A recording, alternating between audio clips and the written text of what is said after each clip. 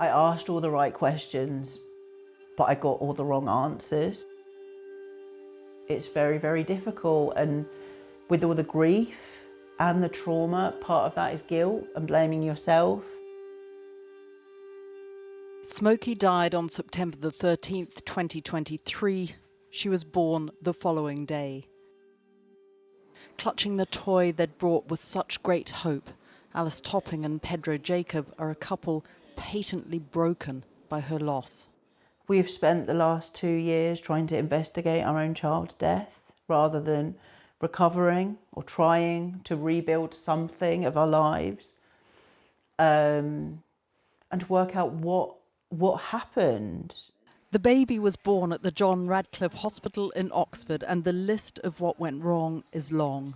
But the starting point is that Alice was considered high risk because of her weight, age and blood pressure. At 37 weeks, I saw my consultant. I was started on a new medication for high blood pressure and pregnancy. At that point, all my scans stopped from the week before when I should have been getting them, according to national guidelines. They stopped. Then my bump measurement dropped in the last week of my pregnancy, which is an indication that the baby's not growing so well and the placenta's not working so well, which I was high risk of. But my midwife just kept telling me it was my baby's head in the pelvis, but she referred me for a scan. I hadn't heard back, so I called, and nobody had even contacted me to tell me the scan was refused. I called 44 times one day.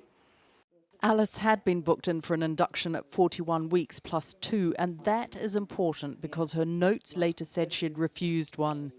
Before she could be induced, though, she went into labour.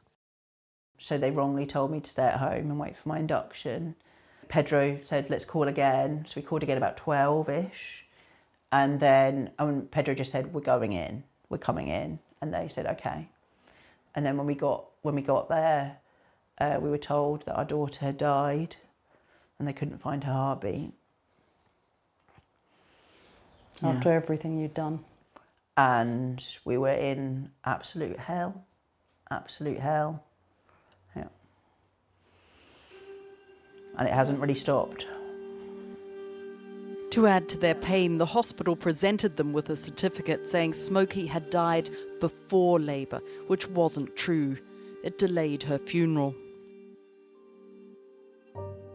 Oxford University Hospitals Trust and its main hospital, the John Radcliffe, is now one of 12 units being investigated as part of the government-ordered rapid maternity review.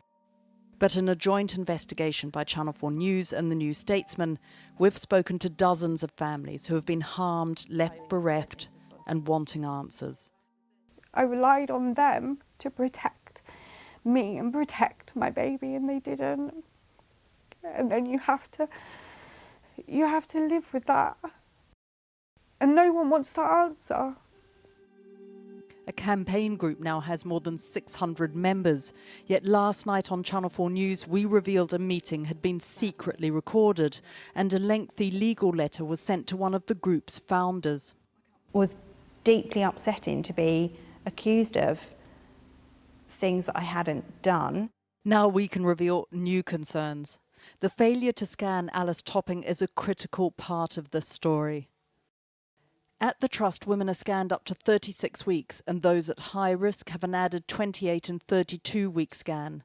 We've seen documents saying scans outside of this are strictly policed. Yet this does not adhere to national guidelines. If you are moderate or high risk, like Alice, additional scans up to delivery should be offered. Saving Babies Lives asks for serial growth scans from 32 weeks, 4 weekly, for specific women. NICE guidance tells us to do serial growth scans from 32 weeks, and that's there for a reason. The critical issue is that it is just guidance. Yeah, if a trust is going against national guidance, I think they need to have evidence to show that what they're doing is keeping their women safe. In fact, a research programme called OxGrip, led by Professor Lawrence Impey, a consultant in obstetrics and fetal medicine at the Trust, claims this protocol has reduced stillbirths. Yet the latest data from 2023 shows Oxford had the highest stillbirth rate for any hospital of its category. Nevertheless, the hospital stands by its use. I stopped calling, I stopped chasing the scan. I trusted that if they thought that bringing my induction forward was the best thing, that they would do it. Channel 4 News has now spoken to 4 consultants who all say Alice should have been induced 2 weeks earlier at 39 weeks. What's more, 3 of them said they would have accepted her request for a scan. In response, Professor Impey said some of these cases are highly complex, meaning that to ensure reliability and accuracy, it is both essential and appropriate that all relevant factors are clearly understood before any clinical judgment is made and publicised. We were going to meet our daughter, and I trust that they were keeping her safe, and whatever they were doing was the right thing, because you would expect the NHS to provide safe care.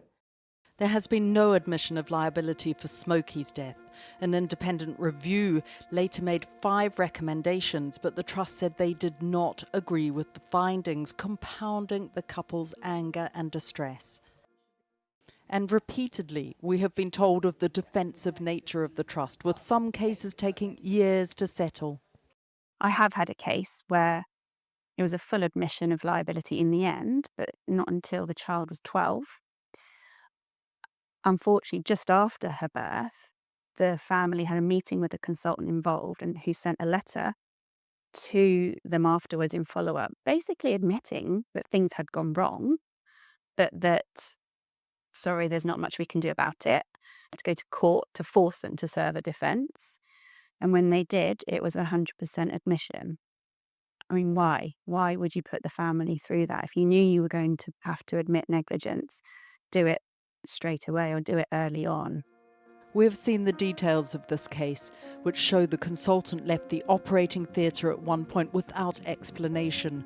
Forceps were then used around the baby's neck, contributing to a severe traumatic brain injury. She's now quadriplegic. The Trust said, "These stories are distressing to hear, and we are deeply sorry when anyone experiences care which falls short of the high standards to which we aspire. Investigations are underway in some cases, and we anticipate that the National Maternity and Neonatal Investigation will review some, if not all, of these." The review will report next spring, but is unlikely to satisfy the increasing calls for a public inquiry. And even then, it will be of little solace to the many parents left bereaved.